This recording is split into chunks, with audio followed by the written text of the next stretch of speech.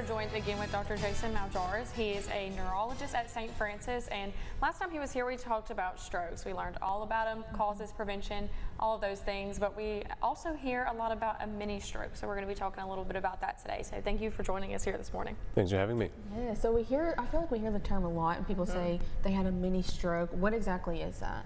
Yeah, there's some, I think, some miss sort of understanding of what that exactly means.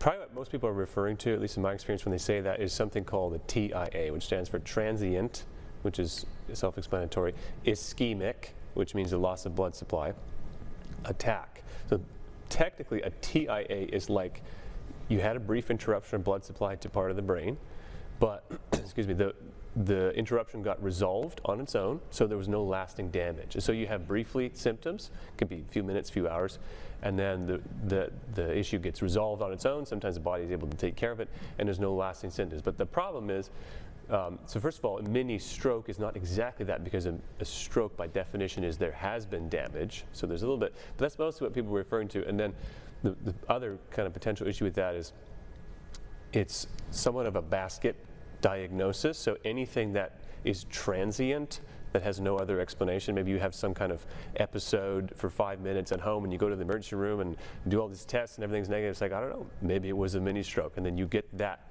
label. You know, I had a TIA, and sometimes people will come to me and say, well, I've had 20 TIAs in my life, and I'm just like, I'm not exactly sure if you really genuinely did, or you had 20 different transient things. So there's a bit of a misunderstanding, but that's ultimately what mini stroke is getting at. It's just temporary transient thing where the no lasting damage occurred. Yeah, right. Okay, that makes sense then. Oh yeah, very interesting. So even if it is just a mini stroke that people call it, how could it affect someone on a long-term basis? Usually the TIA or the mini stroke itself doesn't have any lasting effects. But what is important is when you've actually had a genuine stroke, you've had damage to the brain, there's the obvious lasting effects. For example, if you've got weakness on one side, or no sensation on one side, or your speech has been disturbed, those are pretty obvious sort of physical and more like visible sort of long-lasting effects of a stroke. But I think another important part of post-stroke care and understanding it is how many things are not as easily sort of recognized and not as well sort of understood, that can last for a long time after the stroke. So a lot of people will come to me 3 months after their stroke. They'll come to me in clinic and they'll say, even though this affected my right side and my strength, and my strength is getting better and I'm walking again, but I can't remember things properly anymore. A lot of people will say that. Even, it kind of depends, it doesn't really seem to matter where in the brain they've had this damage. It's almost like when their brain takes a hit from a stroke, it often affects memory. So a lot of people will say, I just don't have the memory I used to, which is really, under recognized as a post-stroke problem.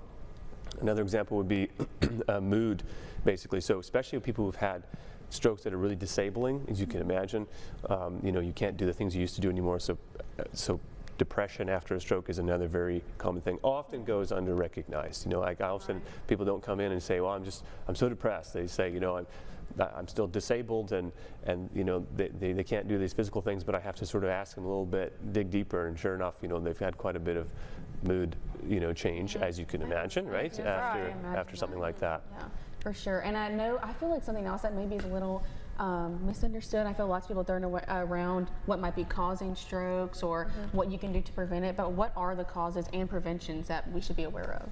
There's a lot of causes of stroke, as you can imagine. I mean, everything from a heart condition that can cause a blood clot to form, to plaque buildup in your arteries, to having long-standing high blood pressure. There's a lot of different causes, a little bit of genetic risk as well. Risk goes up with age.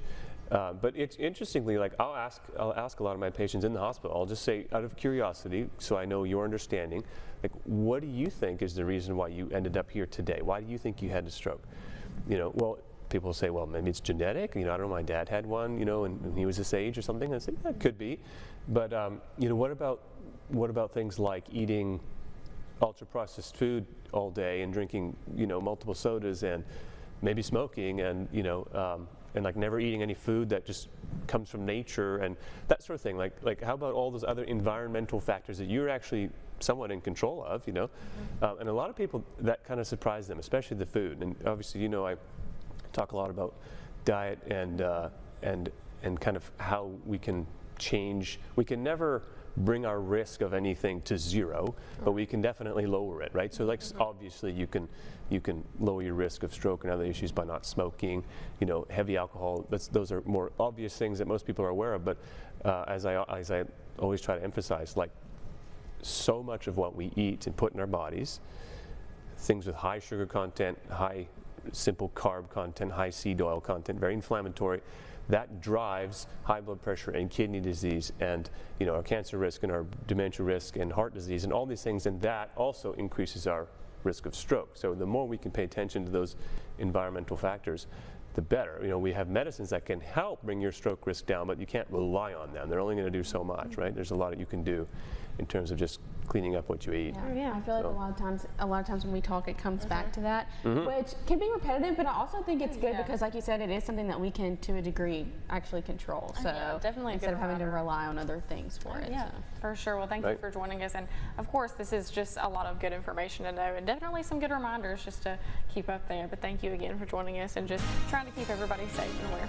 Always a pleasure. Thank you. All right, of course. Stick around, guys. We'll be right back after the break.